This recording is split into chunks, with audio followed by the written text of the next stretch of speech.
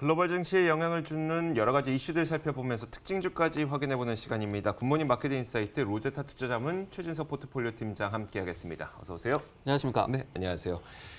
자, 이렇게 또 뒤통수를 치나요, 트럼프 대통령은. 좋습니다. 미국의 증시가 12월 들어서 계속 하락세를 좀 보이고 있는데 네. 일단 시장에 대한 판단부터 말씀해 주세요. 바로 앞서서도 트럼프가 증시에 신경을 쓰지 않는다고 자신이 얘기했다고 하는데 사실은 이제 예전에도 도이체방크에서 어느 선에만 다다르면은 무역 전쟁 관련해서 좀 고조시키는 발언을 하고 이런 게 또 있었기 때문에 네네. 이번에도 좀 그런 반응들이 나오고 있는 것 같습니다. 좀 의심을 하는 이 무역 헤드라인이 일제히 부정적인 게 증시가 이제 사흘째 하락한 가장 큰 원인이 되겠는데요. 트럼프가 중국은 합의를 원하고 있지만은 올바른 딜일지는 좀 두고 봐야 한다. 그러면서 대선 후까지 기다리는 것도 좋다고 결정적인 좀 발언을 내놨습니다.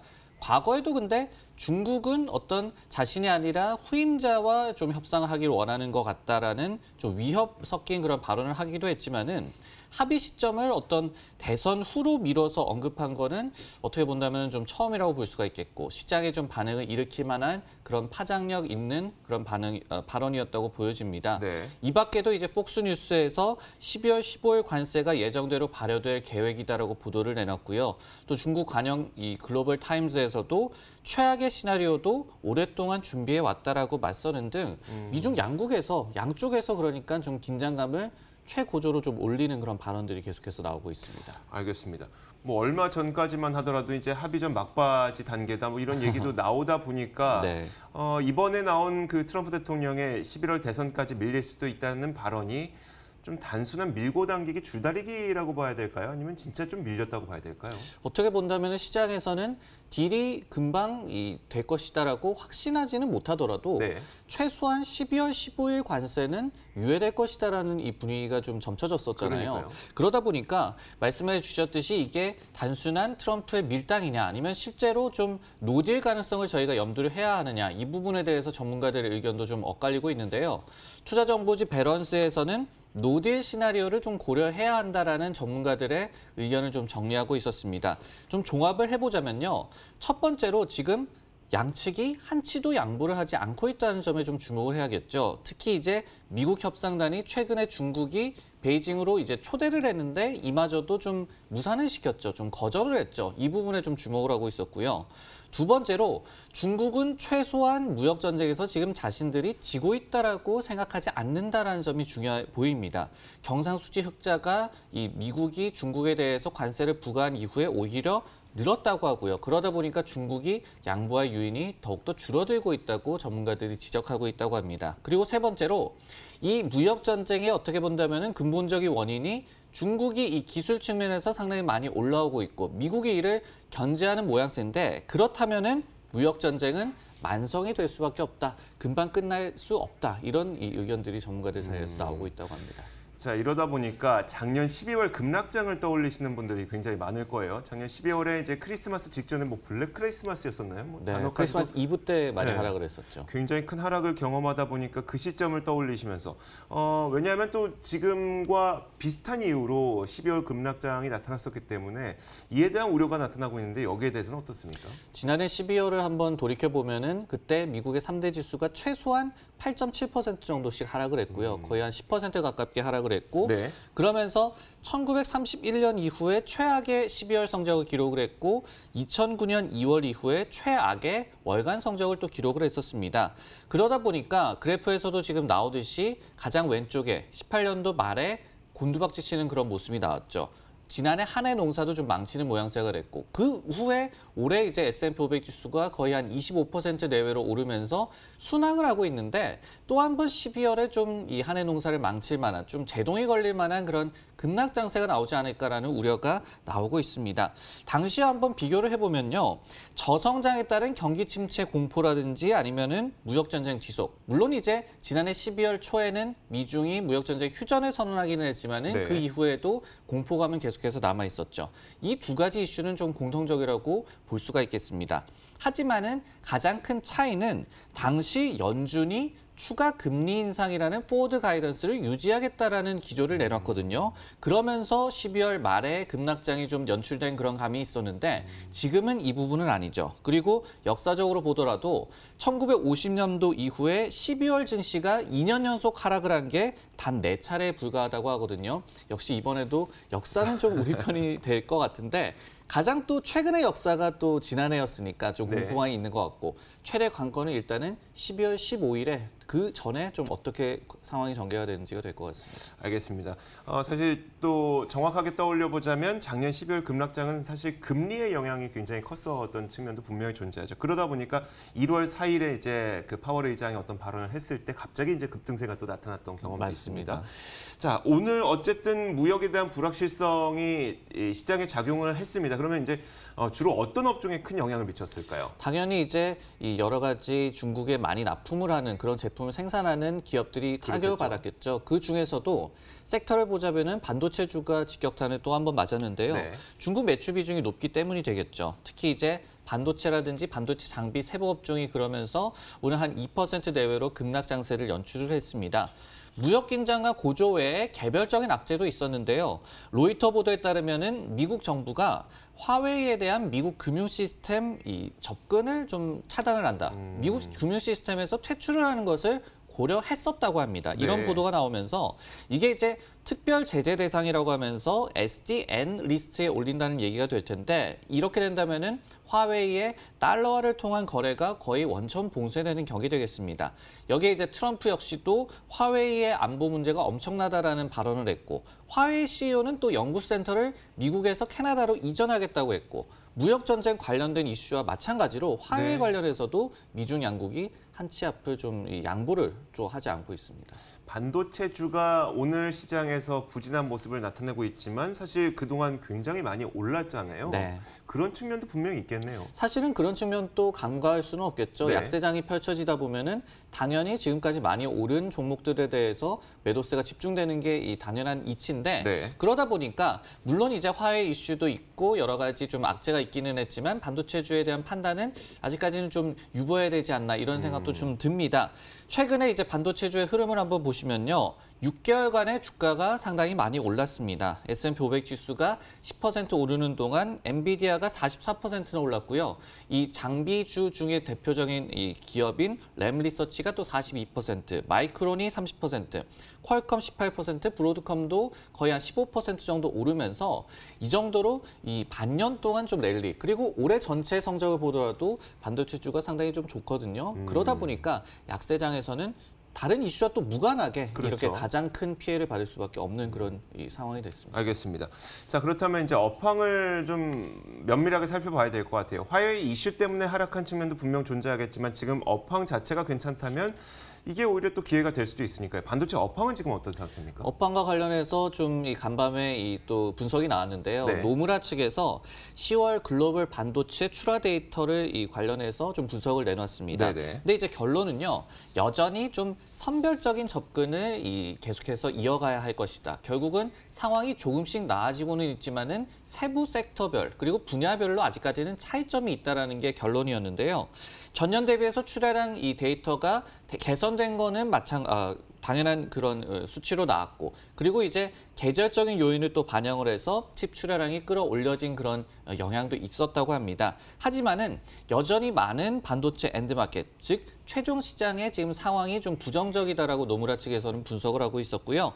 다만 이 중에서 이 데이터 센터 프로세서 아니면은 반도체 장비 쪽 같은 경우에는 뚜렷한 개선 기미가 보인다면서 인텔, AMD 그리고 어플라이드 머티리얼스, 자일링스 등에 대해서는 매수 의견을 유지를 했거든요. 오늘 주가 흐름을 좀 보더라도 네. 장비주 같은 경우에는 그나마 좀 이 주가 하락폭이 좀 제한적인 모습이 또 나타나기도 했습니다. 알겠습니다. 자, 이렇게 저희가 시장 전반적인 내용을 좀 이야기를 해봤고 이어서 특징 종목 한 가지 보도록 할 텐데 넷플릭스입니다. 넷플릭스가 오늘 시장에서 한 1.2% 정도 하락하고 있어요. 그런데 뭐 투자 의견에 대한 이슈가 좀 있는 것 같더라고요. 네, 이제 빵주, 이제 거기서는 빵주 이제 시대는 갔다라고 네네. 계속 말씀해 주셨는데 네네.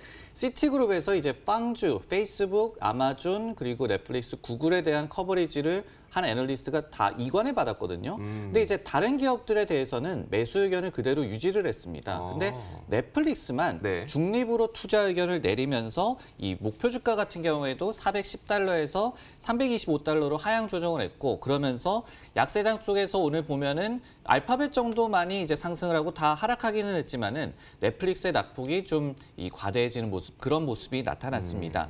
내용을 한번 살펴봤더니요. 콘텐츠 등의 막대한 비용을 상쇄하기 위해서는 넷플릭스가 결국은 가격을 올려야 되는데 이게 향후 몇 년간 힘들 것이다. 이게 이 주된 내용이었습니다. 네. 그러면서 그 이유로 첫 번째로는 스트리밍 업계 경쟁이 심화되고 있다. 이렇게 경쟁이 치열한데 가격을 올리게 된다면 상당히 좀 치명적일 수가 있겠죠. 그리고 두 번째로 코드 커팅이 돼야지 가격 민감도가 하락한다. 무슨 얘기냐면은 소비자들이 이제 코드 커팅이라고 해가지고 이 TV 선을 자른다고 얘기를 하죠. 그러면서 스트리밍 서비스라든지 이렇게 서비스 이 제공을 받는 거를 간소화시키는 그런 움직임이 본격화돼야지 넷플릭스 가격을 조금 올린다고 해서 당장 또 끊어버린다든지 이러지 않는다는 얘기가 되겠는데 근데 이 시티그룹에서는 미국의 가입자들 가운데서 코드 커터 비중이 20% 미만이다. 그러면서 2022년까지도 넷플릭스 가입자 중에 30%가 코드 커터가 되는 일이 좀 달성하기 힘들 것이다라고 얘기를 하면서 결국 이제 가격을 올리기 힘들다. 그렇기 때문에 매수 의견을 철회한다. 이렇게 분석을 내놨습니다. 네, 알겠습니다. 매수 의견을 철회하면서 목표 주가를 410달러에서 325달러로 내리긴 했지만 지금 주가가 306달러 정도이기 때문에 여전히 현재 주가보다는 조금 위에 목표 주가를 제시하고 있는 거네요. 자, 그렇다면 넷플릭스를 제외한 다른 기술주들에 대해서는 이제 이관을 받았으니까 거기에 대한 의견도 본인의 의견을 내놨겠죠? 네, 맞습니다. 매수 의견은 그대로 유지를 했지만은 자기가 또 코멘트를 남겨야겠죠. 그래서 그렇죠. 하나하나 살펴봤더니 페이스북 같은 경우에는 규제 리스크가 남아있지만은 내년과 내후년 이 실적에 대한 월가 기대치가 너무 낮다. 즉 이거를 큰 폭으로 좀 비트할 가능성이 높다라고 해석을 하시면 되겠죠. 그리고 이제 두 번째로 아마존 같은 경우에는 이렇게 표현했습니다. 일부러 적자를 내면서 일반 소비자들을 상대를 하고 있다. 무슨 얘기가 되냐면은 당일 배송 같은 경우에도 막대한 이제 비용을 지불을 하면서 소비자 대상한 이 전자상거래 서비스를 제공을 하고 있죠. 하지만 서버와 같은 기업 상대로는 수익성 높은 서비스를 판매하고 있다. 즉 B2B 기업으로의 가치가 상당히 높다라고 얘기를 하면서 아마존은 이제 고성장도 몇 년 동안 지속될 수 있다라고 점쳤습니다. 마지막으로 알파벳 같은 경우에는 매출 성장률이 역사적인 수준에 비해서는 다소 좀 둔화할 것으로 보이지만은 영업 레버리지가 개선되고 있고 여기에 규제 리스크에 대해서 알파벳 같은 경우에는 그다지 우려를 하지 않는다고 또 분석을 내놨습니다. 알겠습니다. 나머지 페이스북, 아마존, 알파벳에 대한 투자 의견까지 들어봤고요. 그런데 이제 그 넷플릭스의 주가를 보면요. 사실 9월 초에 254달러에서 지금 306달러 정도니까 거의 빠른 기간 안에 20% 가까이 주가가 네. 오른 거거든요. 그러면 이제 이 사람의 의견이 맞았다라고 봐야 될 건지 아니면 그냥 최근 반등이 좀 심했으니까 컸으니까 거기에 대한 좀 차익 실현이라고 해야 될까요? 이런 건지 어떻게 봐야 될까요? 어떻게 본다면은 반도체주 흐름과도 마찬가지라고 볼 수 있겠죠. 네네. 물론 악재가 있지만은 또 과도하게 낙폭이 나타난 게 꼭 그것만은 아니고 말씀해 주셨듯이 최근에 넷플릭스 흐름이 좋았기 때문에 좀 상대적으로 피해를 받았다라고도 볼 수가 있겠는데요. 그래프를 한번 보시면은 이 말씀해 주셨던 그 기간 외에도 최근 한 달간의 주가 흐름을 보더라도 넷플릭스 같은 경우에는 한 4% 정도 상승을 하면서 페이스북이 한 1.3% 정도 상승을 했고 그리고 아마존은 오히려 2.6% 하락한 것에 비한다면은 상당히 좀 양호한 흐름을 그렇게 탔었습니다.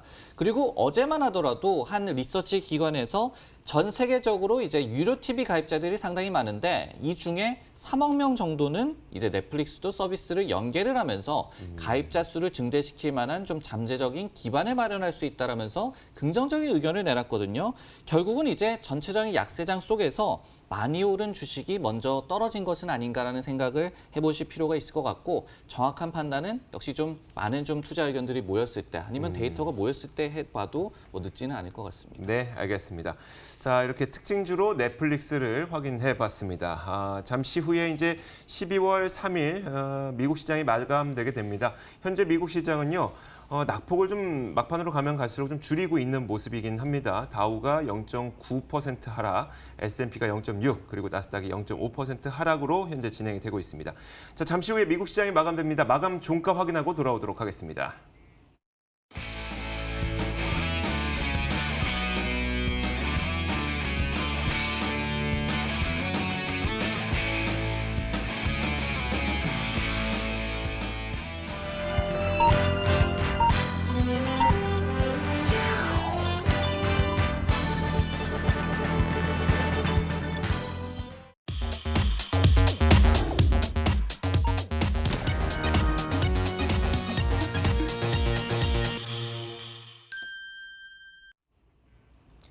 네, 12월 3일 화요일 미국 시장이 모두 다 마감이 됐습니다. 3대 지수 모두 하락 마감을 했는데 장 초반과 장 중에 비해서는 그래도 낙폭을 좀 줄여간 모습이에요. 결국은 다우존스 산업지수가 270포인트 넘게 하락했습니다. 1% 하락하면서 27,504.77포인트에 오늘 장을 마쳤습니다. 자, 이어서 나스닥 지수 살펴보도록 하겠습니다. 나스닥 지수는 0.5% 하락 마감했습니다. 지금 보시는 것처럼 장중 낙폭은 좀 줄여 나가는 모습이었고요. 8,520.64에 오늘 장을 마쳤습니다. 자, 마지막으로 S&P 500 지수도 살펴보도록 하겠습니다. 0.66% 내렸죠. 3,100선이 좀 무너지긴 했습니다만 마찬가지로 낙폭은 좀 줄였습니다. 3,093.27에 오늘 장을 마쳤습니다. 자, 한번 먼저 총평을 들어볼게요. 뭐 크게 달라진 내용은 없을 것 같고요. 최근에 이제 사상 최고치 행진을 벌일 때 네. 기업 이익 전망치는 그다지 상향 조정이 되지 않고 있는데 밸류에이션만 확정되고 있다라는 말씀을 드렸거든요. 네네. 그만큼 좀 불안감이 있었던 그런 최고치 행진이었기 때문에 최근에 좀 며칠간의 조정이 어떻게 본다면은 좀 예견이 됐었다. 네네. 불안감이 있었다. 이런 부분이 터졌다라고 보여지고요. 다만 이제 무역 관련 헤드라인이 좀 한 목소리로 부정적으로 나오고 있다라는 측면, 그리고 최근에 이 증시의 분위기가 네네. 이제 본격적인 조정이냐 아니면은 지난해 12월 급락장의 재현이냐, 이렇게 좀 공포감이 조성되는 그런 분위기로 나타나고 있다라는 점은 좀 경계를 하는 게 좋을 것 같은 그런 상황입니다. 네, 알겠습니다. 자, 일단 그 시간이 좀 지나 봐야 저희도 이게 조정인지 아니면 이제 온전한 하락세로 들어선 것인지 판단을 할 수가 있을 것 같은데, 오늘 시장의 마감 종가를 또 살펴보면 산업별로 봤을 때 또 빨간불이 굉장히 많이 들어왔습니다. 미국 시장에서 빨간불은 또 하락을 나타내다 보니까 하락하고 있는 종목들이 많다는 건데, 종목별 업종별로 한번 살펴보도록 하죠. 네, 한 세 가지 정도로 나눠볼 수가 있을 것 같거든요. 먼저 무역 관련해서 지금 다시 한번 좀 좋지 않은 헤드라인들이 많이 나오고 있다 보니까 애플, 대표적인 이제 무역 협상 관련주로 꼽히죠. 오늘 2% 정도의 하락세를 보였고, 그리고 3M이라든지 아니면은 허니웨일이라든지 보잉도 뭐 마찬가지가 되겠고요. 네. 이런 이 중국의 이 제품을 많이 좀 납품을 하는 산업재 기업들이 오늘 주가가 좀 많이 하락하는 그런 모양새가 나왔습니다. 캐터필러도 뭐 마찬가지가 되겠죠. 오늘 한 2% 정도 하락을 했는데요. 그리고 이제 두 번째로 오늘 이제 불안감이 좀 나타나고 그러다 보니까는 이제 국채 금리가 좀 급락을 했습니다. 안전자산 쪽으로 이제 수요가 몰렸기 때문인데, 근데 그러다 보니까 이제 10년물 국채 금리가 4개월 만에 최대치로 오늘 떨어졌다고 하거든요. 그런 상황에서 역시 금융주가 많은 피해를 받았는데 JP모건이 한 1.3% 정도, 웰스파고도 2% 정도 하락을 하면서 역시 이제 시중금리 하락에 따른 수익성 악화 우려가 다시 한번 금융업종을 오늘 끌어내렸습니다. 개별 종목 가운데서는요, 이 알파벳의 좀 상대적인 강세가 눈에 띄었는데요. 그러니까요. 오늘 이제 약세장 속에서도 한 0.5% 정도 상승을 하면서 상당히 좀 양호한 흐름이 나타났는데, 이 한 IB에서 온라인 광고 모멘텀을 이제 이유로 좀 긍정적인 투자 의견을 내놨습니다. 최근에 다시 한번 어떤 데이터 활용이라든지 이런 부분에 대해서 당국들의 조사가 이루어지고 있다라는 얘기들이 많이 나오고 있는데, 이런 어떤 규제 리스크에도 불구하고 어떻게 본다면 아까 소개해드렸던 시티그룹의 얘기처럼 네네. 이 자체적인 좀 모멘텀으로 규제 리스크를 좀 떨쳐내는 모습이 오늘 장세에서는 좀 나타난 것 같네요. 알겠습니다. 자, 이렇게 저희가 12월 3일 화요일 미국 시장의 마감 동향을 모두 다 정리를 해드렸습니다. 지금까지 로데타 투자자문 최진석 포트폴리오 팀장과 함께 이야기 나눠봤습니다. 고맙습니다. 네, 고맙습니다.